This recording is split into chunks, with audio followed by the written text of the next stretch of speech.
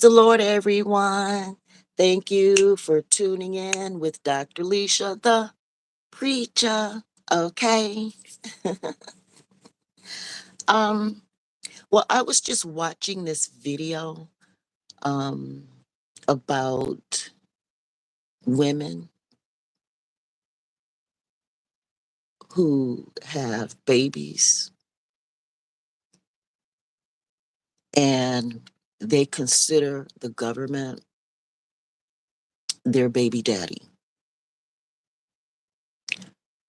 One woman in particular, a white woman, she was bragging, you know, and saying that because of the abortion laws taking her rights away, forcing her to have her, what did she call her baby? A crouch goblin or something like that. Okay. Um, that, okay, no problem. We're just gonna depend on Uncle Sam, my baby's daddy, to feed us and, you know, whatever. And then in the same video, a gentleman, a white man, was talking to a crowd of people. And he was pointing out that 1 out of 4 Black families in America do not have a father in the home. And that if more Black people had fathers in the home, that would be a greater asset to the family than trying to, quote unquote, he used quote unquote, racism. So I interpret that as okay, if Black families in America would have both parents in the home, that would solve a lot of the social issues that we face. Number one, it would, in his opinion, it would basically address the racism issue. He think that putting the father in the homes would, defeat that. Also, it would, keep the family off of welfare, things of that nature. Well, I don't know how true any of that is, but I do support men and women raising children. I do support that. I believe that regardless to your race, having a father and a mother in the home raising the children is important. It's very important.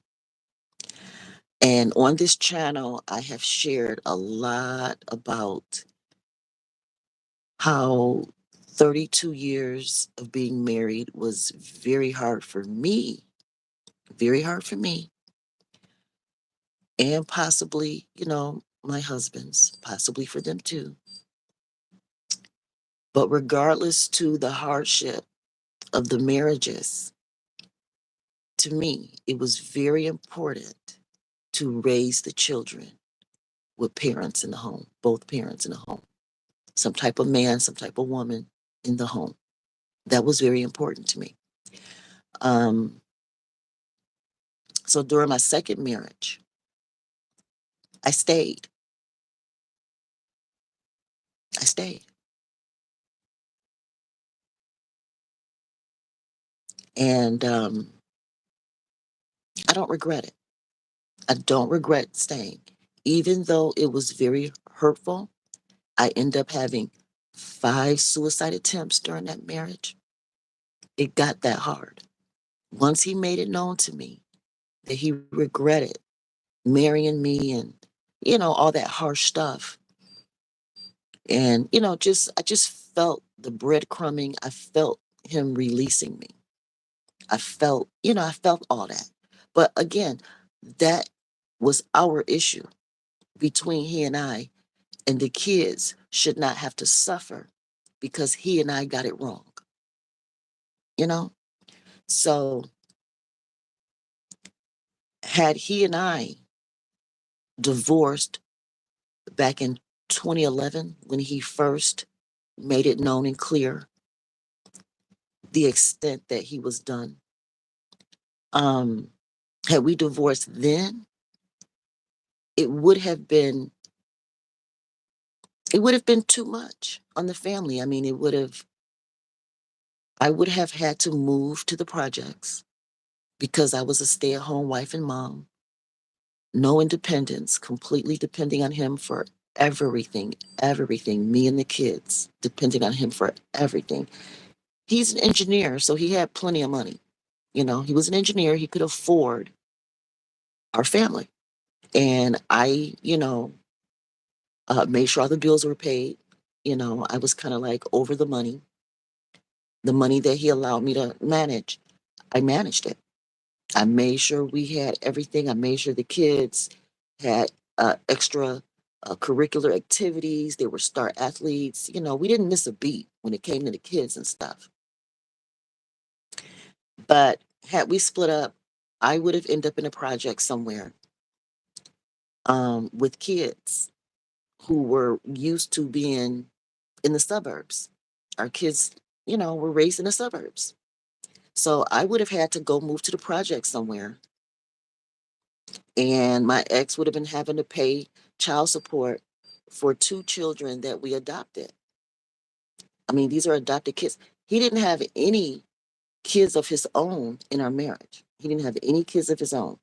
I had two children that I brought from the previous marriage, and their dad was in their life. He, got his kids every other weekend, holidays, summer, and he paid child support. So, you know, even though I divorced the first husband, you know, I didn't have a problem as far as, him seeing his kids and paying his child support and he got away with paying less than 50% of child support than the courts even suggested. The court suggested that he pay like 900 and some dollars. He didn't want to pay that. I was like, well, what do you want to pay? You know what I'm saying? And so we ended up agreeing to $400 a month. I figured, well, I'm married. I got married again, so no problem, whatever, you know. And again, I just know how to make things work. Whatever I got, I make it work, you know. So the second husband, he would have been paying child support for adopted kids. I would have been living, he probably would have had to move to downsize. It just would have, to me, it just wouldn't have made sense, you know. I mean, I know it's horrible when a husband and wife are together and it's not what they want. I know that's horrible. That's horrible. When two adults are living together and having to, you know, share finances and all this stuff, and they don't really want to be together, so to speak. I wanted him. He didn't want me. It is what it is. I wanted him. I thought he was my everything. He was everything to me. I loved him. I did. But he did not feel the same way. He didn't. He just didn't. But I couldn't care about that part because we had these four kids. And then the two that were adopted, they didn't choose us. We chose them. How dare we, you know, rob them just because he lost his thrill? I don't care about that. I love myself. I love myself. I respect myself. I know God's love that is love. There really is no love outside of God's love for us. God's love for us is all we have. And God measures out love to each of us so that we can treat each other the right way. And I believe maybe God measured, a certain amount of love for me and measured a certain amount of love for him. And maybe the amount of love that were measured was not the same. So you can only work with what you got. He only had so much love for me. And so I just had to ride off of the little love he had for me until all the kids were safe. To me, that is the mother's job. That was my job as a mother, to take all the blows so that the kids could be okay. And I don't regret that. I know we live in a world that says the moment you guys, fall out, it's okay to break up and go separate ways and, and just let the kids suffer forever. I know we live in that kind of world. I get it. But I chose not to live that way. I chose to stick it out because I already did it to my daughters by leaving their dad. I already did it to them. But thank God that, visitations were there you know, and he did what he could. I believe he could have done so much more. But, that's another video. Men don't want to pay child support. They don't want to pay. They don't want to help. And that's just how they feel, you know. But I don't regret sticking in there, and I know my boys don't care about that part, you know. They don't care about that. They don't understand how I continue to stay with a man that didn't love me so that they could be okay. You know what I mean? And that's fine. That's fine. They may never understand it. They may never get it. And that's cool. Again, I did it based on the amount of love that God measured in my body, in my soul, in my spirit. Even if the ex-husband nor those sons, adopted sons that I raised and gave more than I could afford, they will never appreciate it, understand it. They'll never thank me, none of that. And I'm okay with that. I have to accept that. Sometimes we do, overdo and sacrifice for other people. But it's not that they owe us anything because I did it for God. I did it for myself. I did it for the kids. I did it for the family. And I don't regret it. Because I hung in there, you know, even though I end up being, kind of ran through and ruined my reputation by hanging in there. And, I end up just looking like some raggedy old whatever at the end, which was easy for everybody to walk away from me and pull away from me because hanging in there, it really sunk me. It took me to a low place, but I don't regret it. I still to this day would do the same thing. I would take every blow from that marriage to protect the kids. And he may have the same testimony. This is just my side of the story. He may feel the same way. I hung in there with a woman I hated, for the sake of the kids. I still paid all the bills. You know what I mean? Yeah, he comforted himself with other women the whole marriage. But, that's just what men do, you know. And once he let it be known that, he didn't give a damn about me no more, then I said, well, then let's balance the scales here. I need to be able to get love too. I need to be able to be around people who actually will celebrate me. And people may say you were wrong for that. Well, it was a wrong situation altogether. How about that? And I had every right to comfort myself, especially being suicidal. His lack of love, his lack of commitment to me made me suicidal. I hadn't had any suicide attempts in my life ever, ever. But when he told me he didn't want me after I had sacrificed myself to no end for the family, it broke me, guys. It just did. It broke my mind. It broke my spirit. It broke everything about me. I didn't come from welfare. My mom worked. Her dad worked. His dad worked. I am a generational worker. The women in my family, we stay married. We stay married. Have there been divorces? Yeah. But we get married again and try again and hang in there. You know, I was raised in a family, whether it was my real dad or stepdad or whatever. I was still had a man and a woman in the home. And my kids had a man and a woman in the home. My grandparents were married until my grandpa died, and their parents, the same thing. So hanging in there is what I know. Yes, I made a mistake the first time, but the second marriage, I made up for it. I made up for it, and I don't regret it because my kids were not on welfare. We were not poor, you know? So, and I believe that even though we didn't handle a lot of the situations, properly, but I do believe that because we were together, um, situations where racism, you know, affected us or other issues, because we were together, I believe it helped.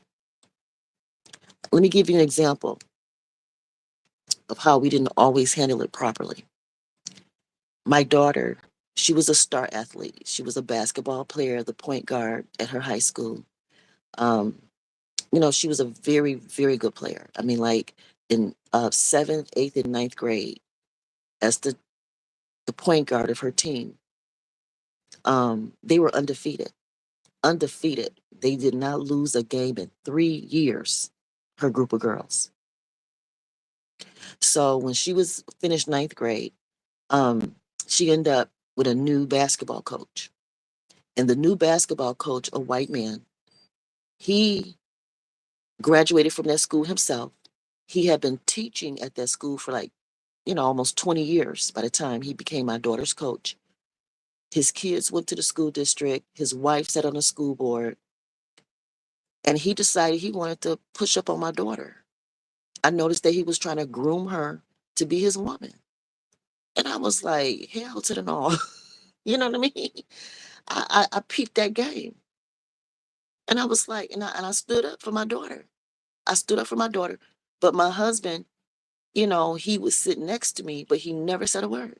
He never said a word. He didn't get a lawyer. I had to get a lawyer, but I didn't have money. He would have to have pay a lawyer. You know what I mean? Unless he paid the lawyer, I couldn't really use the lawyer.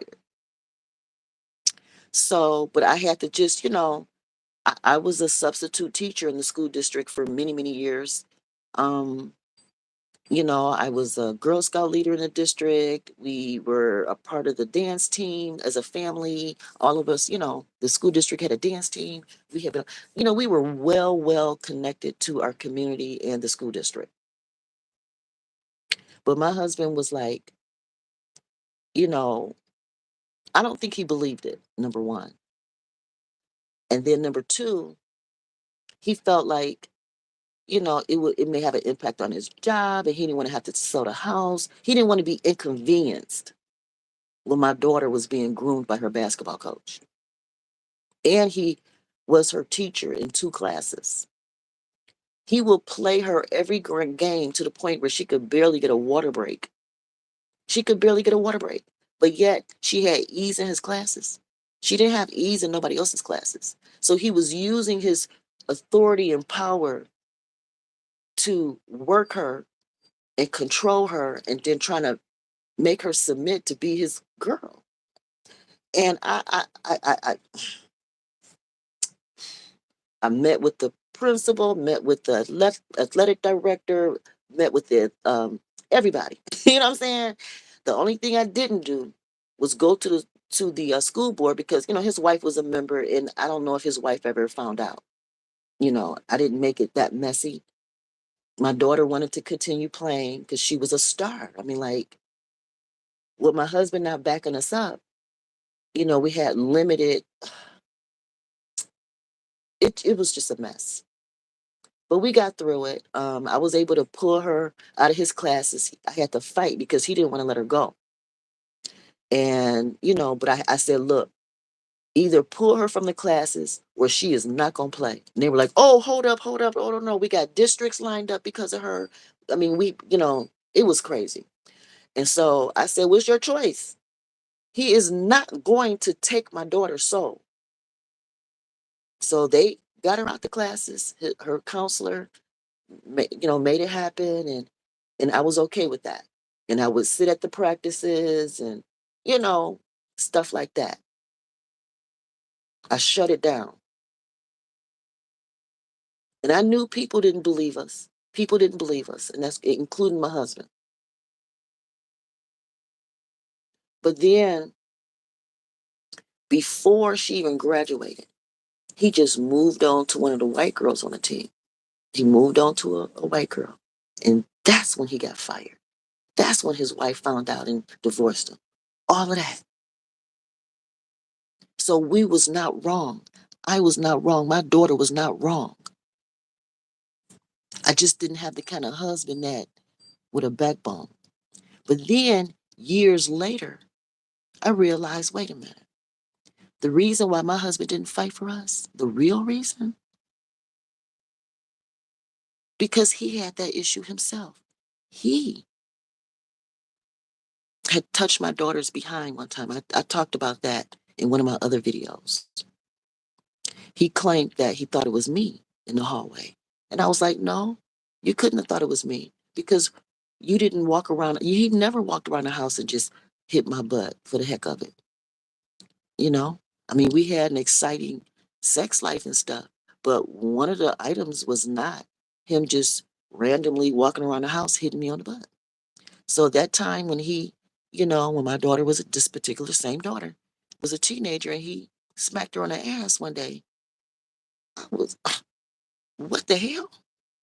I didn't see it, but immediately after it happened, it was something in my spirit, and I could felt the energy. It was weird. Y'all know I'm intuitive and read energy and all that. So I addressed it right on there. He had to confess because it just happened. It was so fresh.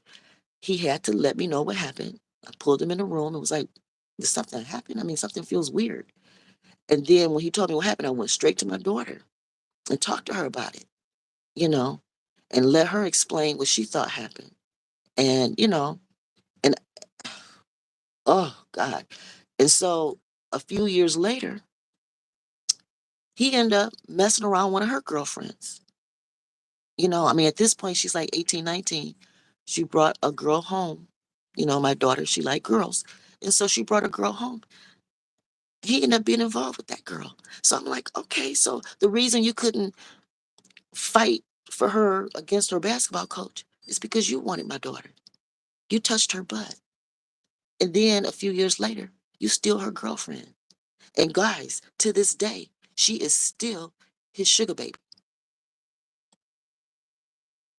Even though he left me for a white woman and married this white woman, he still got the sugar baby. She and my daughter are not friends, which they shouldn't be. Who wants a friend that, pushes up on their stepdaddy? Nobody does. So again,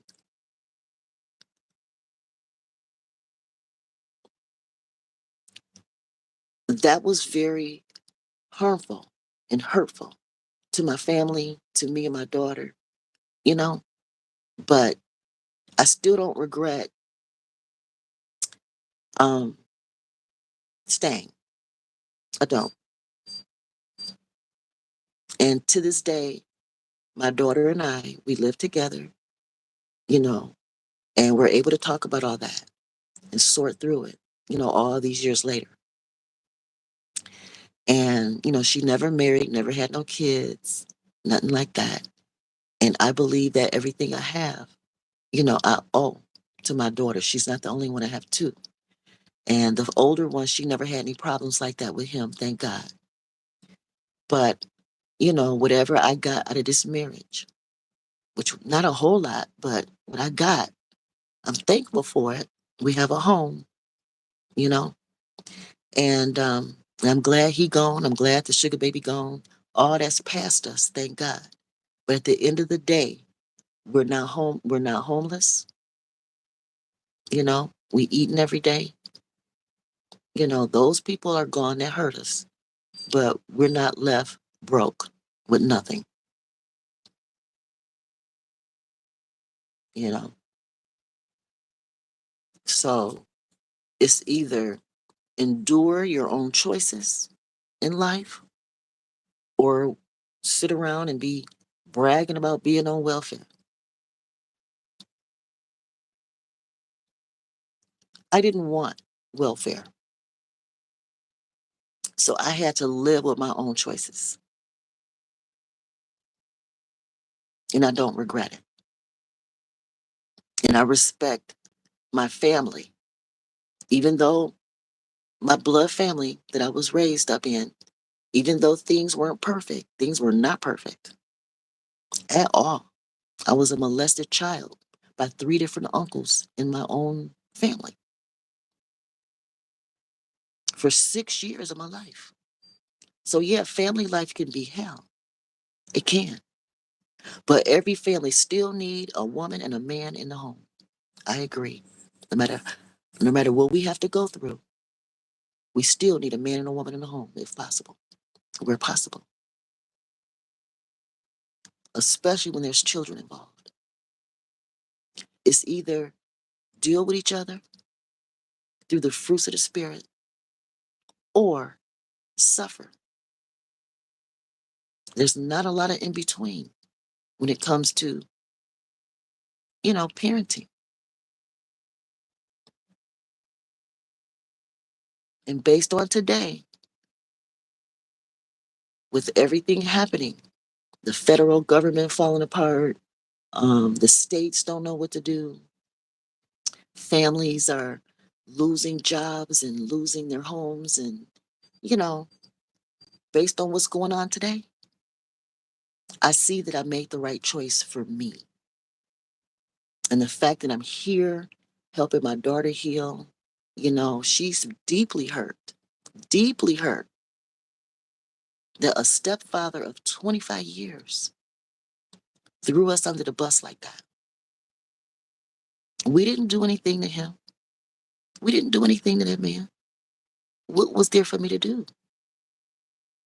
We were completely dependent on him for safety, protection, all of that. And he failed us. He did. And people may say, well, you failed too. Yes. Yes, I made a lot of mistakes. Yes. But I'm not the breadwinner. I'm not the leader. I didn't have the money to pay the lawyer. That was his job.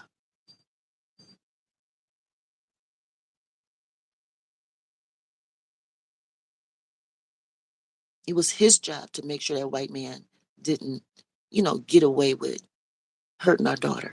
That was his job as a father. It's the stepfather, that I'm married to in our home. And you may say, well, what about her real father? Well, I wasn't married to him. She got to visit him, you know. And when it was happening, to be honest, to be completely honest, now that I think about it, when I think back on that, her real dad was in jail during that time. He was in jail.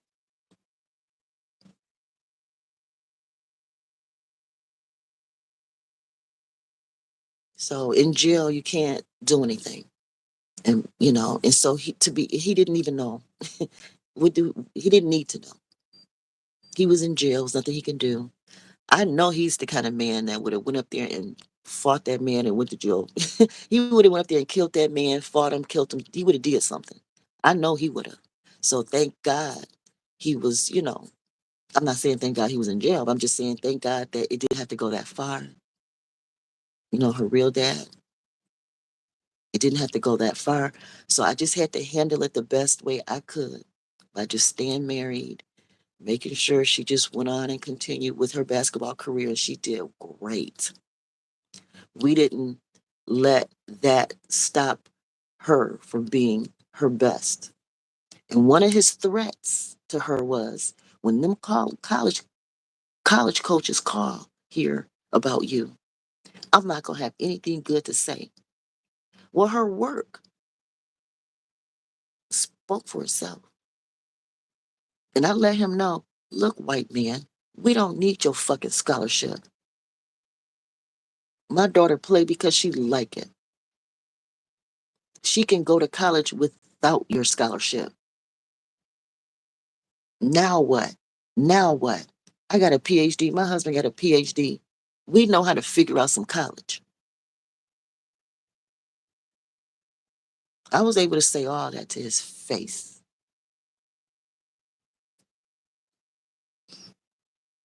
But but yeah, so I hear what they're saying in that video.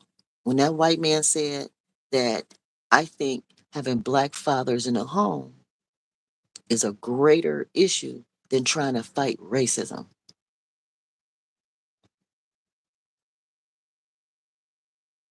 I hear what he's saying. I hear his point. But I had a father in the home. There was a father in my home, one that was an engineer, one with a PhD, and it didn't make a difference when my daughter was being groomed by her white basketball coach. Having a father in the home didn't make one difference at all. To that point, anyway. But overall, without my individual experience, overall, I can see where he's coming from. I see the point. If you got the right type of father in the home, yes, yes, it can make a difference in a lot of areas. If nothing else, it increases the chances of the family not being on welfare depending on the government. If nothing else, it can do that.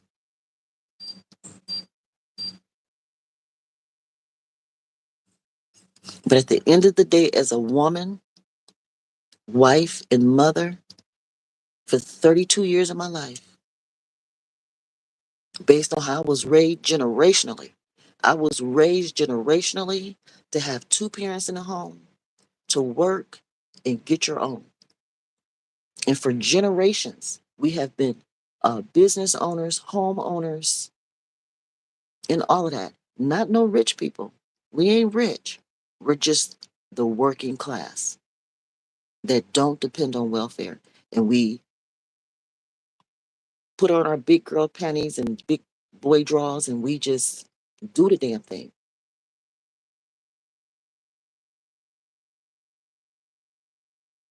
I experienced both leaving a husband and then I experienced staying with one. And like they used to say back in the day, as long as he ain't hurting you and the kids, he ain't beating y'all, and he ain't doing this and doing that, then hang in there. I didn't used to, you know, say that myself, but now that I'm where I'm at in life, yes, I do say that. I have a daughter that's married with 8 kids, and I recommend that my daughter hang in there. Hang in there. At least get your 10 years in at minimum, if nothing else. So that's my take on it, guys. That's my take on all that. Whatever a family can do to keep both parents in the home, whatever a family can do to avoid depending on the government, that's the best thing to do. That is the best thing to do. You, as an individual, man, woman, husband, father, mother, wife, whatever, have to use discernment. What's more important? Me feeling all happy or making sure this family that I created don't suffer?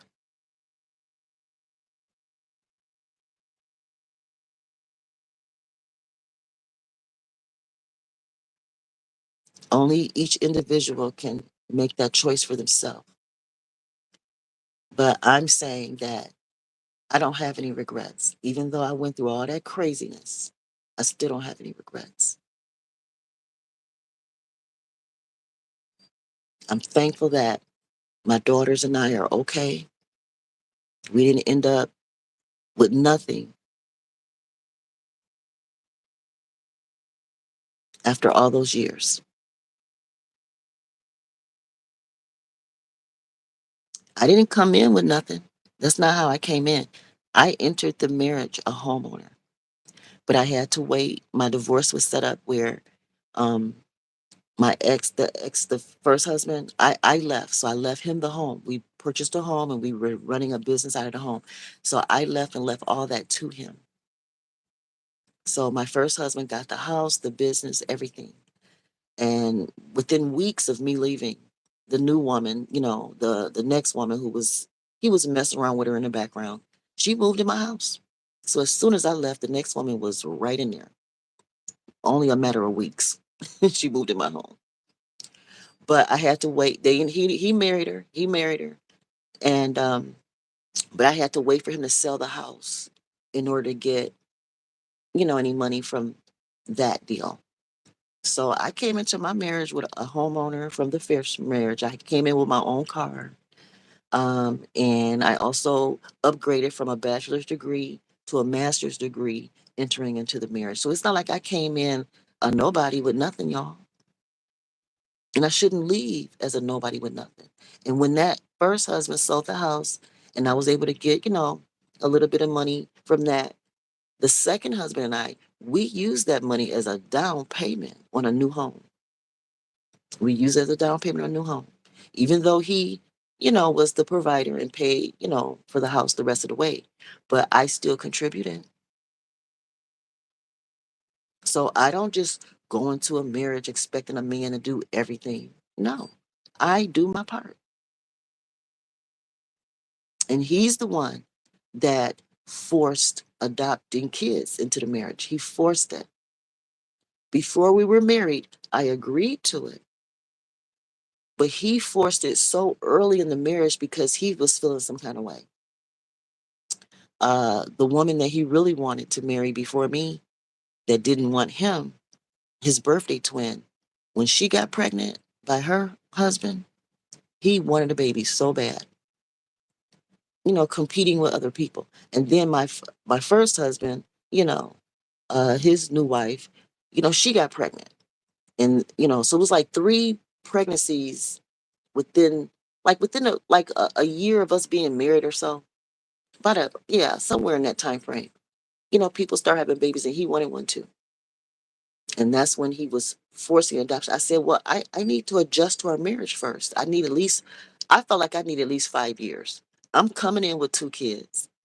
I got to get to really know you. Don't you got to really know me? You need to really know me. I need to really know you. We didn't have traditional dating. We didn't have sex before marriage. There was no sex before marriage. We didn't even see each other naked before marriage. We didn't date, like date. We already knew each other since ninth grade. So, we weren't strangers. So again, it was just, I endured. I endured and I don't regret it. And my daughter and I were okay. She had her breakdown behind all this, a couple years ago. She had her little breakdown. And, we've gotten each other through all this. It was a lot. It was a lot to get through. And, you know, and you can't control it. I couldn't control that he didn't want me no more. And I couldn't control that he secretly had some white woman in the background waiting her turn and he married her. So good luck. You know what I'm saying? I'm just thankful to be free. I'm thankful. I'm blessed because him divorcing me puts me in a place of repentance. And I'm glad that I'm no longer burdened, being married when I probably shouldn't be. So, yeah, I think it's better to have a man and a woman in a home. And those two people need to be mature enough to keep the marriage problems between them as best as they can and not let the kids suffer, you know? All right, guys. So, because I stayed in my marriage, I'm not on welfare right now. You know, you all are not having to quote unquote pay for me. you know, I endured my own choices and it feels good. It feels good. when you endure your own choices.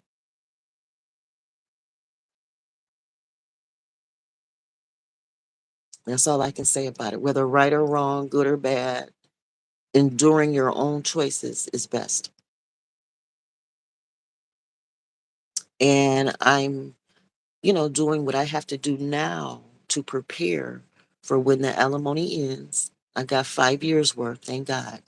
5 years to rebuild my soul, rebuild my mind, rebuild my heart, rebuild myself, and regain my daughter's trust, regain my daughters. They love me again. I'm so happy, and I love them. But they see the mom that I am. They were able to look past the craziness of that marriage, and now they see their mom.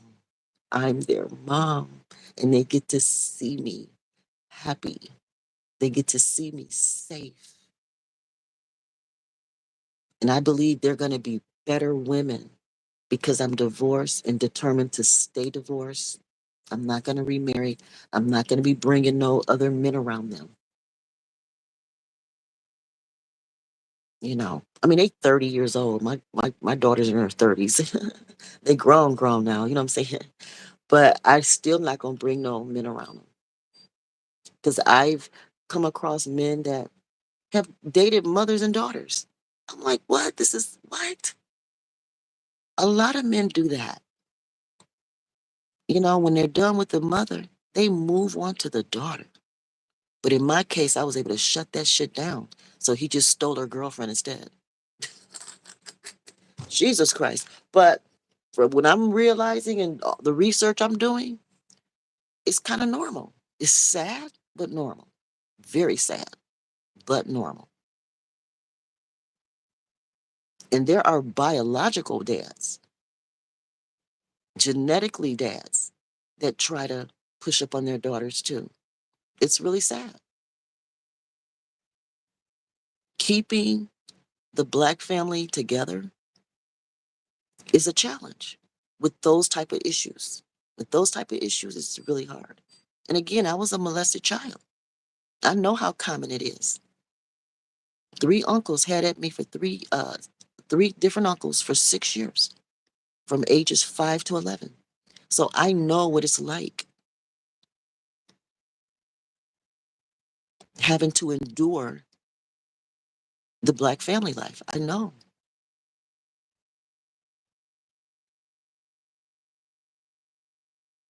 it's not easy, but if you don't do it, then you're going to be in a situation where you may have to raise your kids in the projects and stuff like that.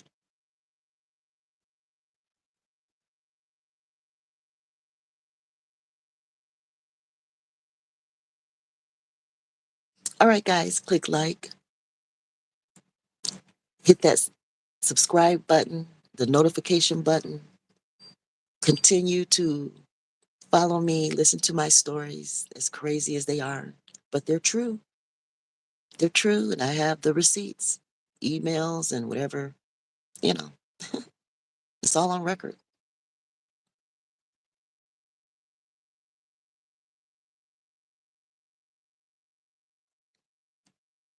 So thanks again, and you all be blessed. Bye.